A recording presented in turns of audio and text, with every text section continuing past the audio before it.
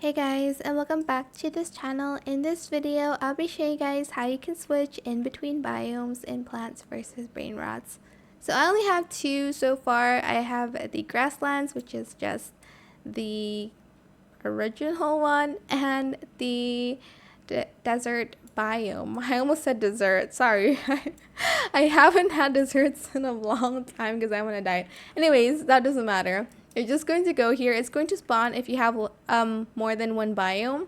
Then you're going to hit cycle and you're going to select this button, whether it's to the right or the left if you have more than two biomes.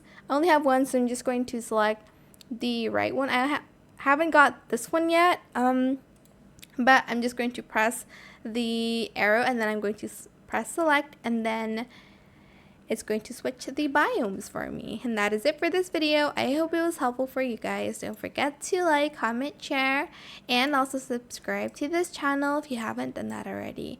If you have any more questions about this video, just leave it in the comment section down below.